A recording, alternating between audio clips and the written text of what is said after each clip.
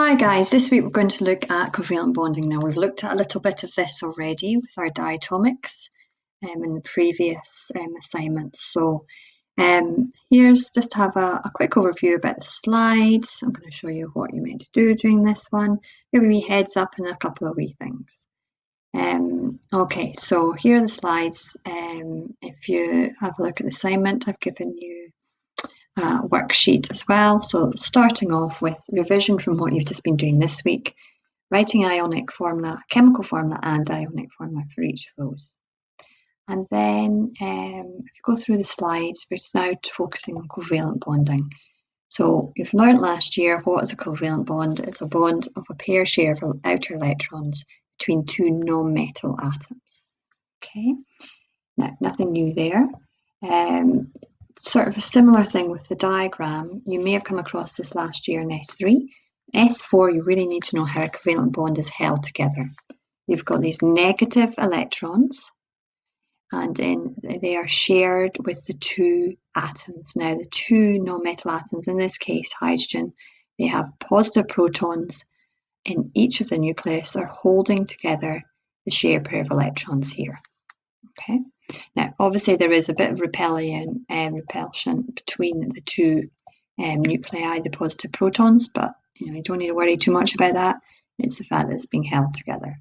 That is your definition of every time you see a question is worth 2 marks. That's your definition of a covalent bond. Okay, atoms are held together by the common attraction between positive nuclei, shared pair of electrons. Okay, so the following slide is just a little bit of definitions and things, trying to get your head around. When we talk about covalent molecules, we're talking about discrete molecules, things like water, carbon dioxide, anything that exists as a liquid or a gas at room temperature is probably going to be a covalent molecule. Now, I always call them covalent molecule. You'll see them in websites called discrete molecules. They are one and the same. Okay, so I'm going to focus a lot on this topic about shapes. Now we're talking about the covalent molecules. So all of these are covalent molecules. They're all discrete molecules. We just take one at a time. You've got here first of all, we're going to look at nice and simple things like just 2 atoms. You've got, for instance, hydrochloric acid, hydrogen chloride. You've got your hydrogen, shared pair of electrons. They now both have full outer shells. So the aim of covalent bonds or any kind of bonding, they both have full outer shells. Now, when you draw this, you just got one atom of hydrogen, line for a bond, and the Cl here. Now, that's in a line, so we call that shape linear. So most things that only have 2 atoms are going to be linear. There's only one bond. Nice and simple. Get to something a bit more complicated like water. In this case, when you do these are the dot cross diagrams. Now, guys, really sorry, I'm calling them dot cross diagrams, but obviously, they all look like dots. So the hydrogen here would be a cross. You could make that one the cross. It doesn't really matter which way around you do it. And you make this one the cross. So that wouldn't be there, but you would have that in there. So when you would draw that, you would go, right, oxygen has 6 outer electrons. So 1, 2, 3, 4, 5, 6. Oh, look, 2 of them are unpaired. So they share their outer electrons with hydrogen, and we'll make the hydrogen electron across and make the hydrogen electron across. Okay, so that's how you got that shape there. Now, don't worry too much about when you've got this in a Google Drawings, trying to get the dots and the crosses and the overlap as long as it looks obvious where they are. Now, regarding water, there's lots of ways of saying what the shape of water is. So there was a movie about the shape of water. Shape of water is called angular or non-linear, or it can be called bent as well. Now, any of those words are correct when describing the shape of water. It's not linear. So you've got the oxygen at the top, hydrogens at the bottom. It's certainly not linear. It is called angular, bent, or non-linear. Okay, right, getting into slightly more complicated ones. We look at something like ammonia. So ammonia is nitrogen hydride. You've got your nitrogen here. Now we can make it so you do the dot cross diagrams. You don't need to do all the circles if you want. You can just do it with dots. So imagine you're using dots here. So you've got 1, 2, 3, 4 outer electrons and 5. So you've got 1 paired one, 3 unpaired ones. Along comes the hydrogen, and you've got the hydrogen here, and we'll make the hydrogen a wee cross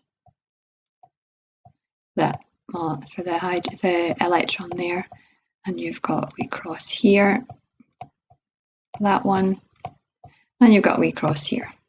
So when you're doing the drawings, you can either use all the bubbles or you can just do it a wee quick way like this.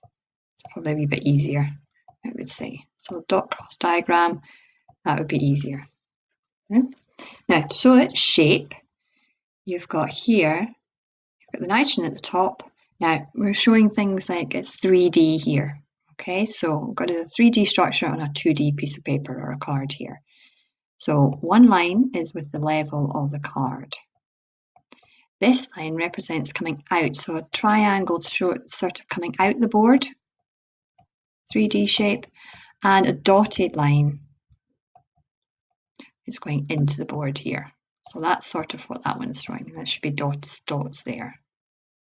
Okay, so that's called pyramidal. A bit like the pyramids of Egypt. And then the last shape you need to know about is tetrahedral. So you've got linear, angular, pyramidal, and then tetrahedral. So for instance, methane here. So if you've got methane, which is CH4. So again, if you were going to do the dot cross diagram for that one, you put carbon in here, outer electrons 1, 2, 3, 4. For the hydrogens, each one to pair up. Got hydrogen there. Got hydrogen here. Sorry guys, this takes a while. And we've got a hydrogen here. And I can't do my crosses very well with this pen, but that's okay.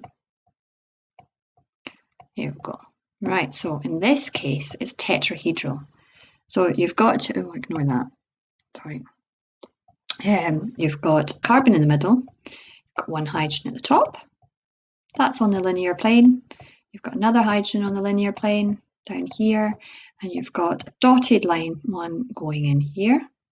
So this should be a dotted line here. Here, hydrogen, and then you've got the one coming out, which is a triangular one. Now don't worry too much about the one with which one goes in, which one doesn't. Between the triangle and the dotted line, it doesn't matter as long as you've got one of each. That's called a tetrahedral shape.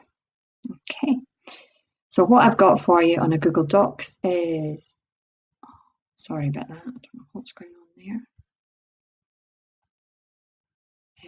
Ignore that. What you've got on a Google Docs is you've got to try and do both of them. So do the dot cross diagram. Recommend you just do the dots and the crosses, and then rather than the big bubbles of each one of those. Okay. Be careful with oxygen gas because obviously it's a double bond there.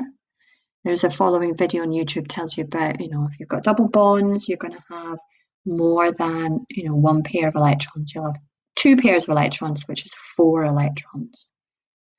And then do the shapes for each one of them. So 2 things for each one of them. The dot cross diagram for each and the shape for each on the Google Classroom. Watch this wee video, that's sort of a summary of it, just to tell you we are going to go on to ionic and metallic bonding next time. But if you just watch the 8 minutes, 2 to 10, if you want to watch it all, that's fine. You're going to get it all next week as well. Have a look at this. This is just a wee summary from the video. Couple of questions at the end for your worksheet at the end. And then finally, there is a self-marking Google quiz. Now that's all on the covalent bonding. There's a little bit of diatomics on that as well. So I want to recap on that before you try that. Good luck, guys. As usual, let me know if there's any issues, having any problems with it.